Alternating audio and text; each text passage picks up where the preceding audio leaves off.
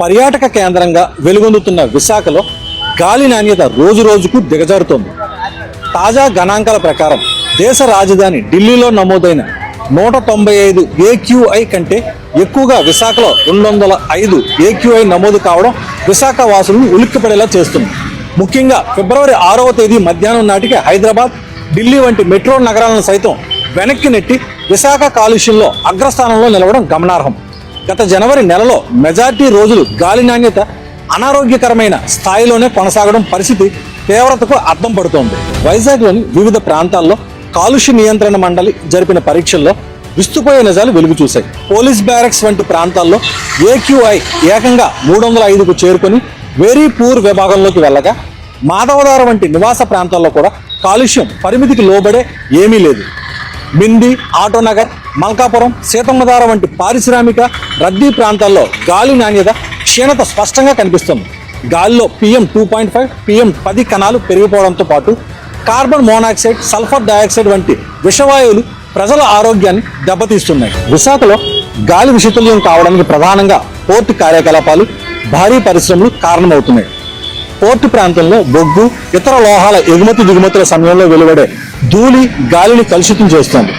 దీనికి తోడు HPCL, steel plant, pharma రంగానికి చెందిన ఉద్గారాలు తోడవుతున్నాయి. ప్రస్తుతం విశాఖలో గాలి నాణ్యత క్షీణత ఏ స్థాయిలో ఉందంటే, నగరంలో నివసించే ప్రతి వ్యక్తి రోజుకు సగటున 3 సిగరెట్లు కాల్చినప్పుడు ఊపిరితిత్తులకు ఎంత నష్టం జరుగుతుందో అంత నష్టానికి గురవుతున్నారు. అంటే నెలకు దాదాపు 81 సిగరెట్లు తాగినంత ప్రభావం ఆరోగ్యంపై పడుతుంది.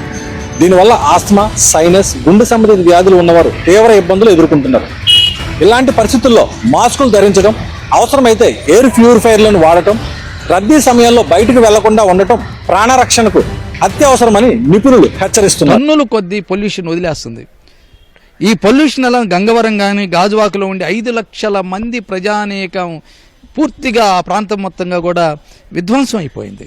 అబార్షన్లు అయిపోతున్నాయి, కళ్ళు పోతూ ఉన్నాయి, రెస్పిరేటరీ ప్రాబ్లం, శ్వాసకోశ ప్రాబ్లం వచ్చేస్తున్నాయి, కిడ్నీ ప్రాబ్లం వచ్చేస్తున్నాయి, లివర్ ప్రాబ్లం వస్తున్నాయి. ఆ పైన టెర్రాస్ మీద ఉండే మంచినీళ్ళన్నీ కూడా బొగ్గు అలమించండి, ఇంట్లోకి బొగ్గు వచ్చేస్తుంది. అన్నం వండుకొని గిన్నెలు ఇంట్లో పెట్టేసుకుంటే వాటన్నిటి మూతల మీద కన్నా పడుతున్నాయి. ఇంట్లో నడుస్తూ ఉంటే కాళ్ళన్నీ కూడా నల్లగా అయిపోతూ ఉన్నాయి. ఇంత దారుణంగా ఉంటే మరి ఆ పోర్టు తీసుకొచ్చి ఇక్కడ పెట్టేస్తే పని, ఆ పోర్టు ఏమన్నా లోకల్ గంగవరం పోర్టు గాజువాళ్ళకి ఏమైనా ఉద్యోగాలు ఇస్తున్నాయా? విశాఖపట్నం అనేటువంటి పర్యావరణం కాపాడగలిగినటువంటిది. విశాఖపట్నంలో పర్యావరణం కాపాడలేకపోతే దేశంలో ఎక్కడ కాపాడలేము. అంత అద్భుతమైనటువంటి అటవీ సంపద ఉంది, అద్భుతమైన కొండలు ఉన్నాయి, సముద్ర తీరం ఉంది ఓ పక్కన. ఇక్కడ 100% పొల్యూషన్ లేనటువంటి మహానగరంగా దీన్ని తీర్చిదిద్దుతాయి. కానీ పాలకులు పెట్టుబడి యొక్క లాభాల కోసం, కార్పొరేటు రాజకీయ నాయకుల యొక్క వ్యాపారాల కోసం దీన్ని విధ్వంసం చేస్తూ ఉన్నారు. ఈ పర్యావరణాన్ని కాపాడుకోవాల్సినటువంటి ఉద్యమం పెద్ద ఎత్తున రావాల్సినటువంటి అవసరం ఉందని మేము భావిస్తాం. Don't forget to like, subscribe and share the videos.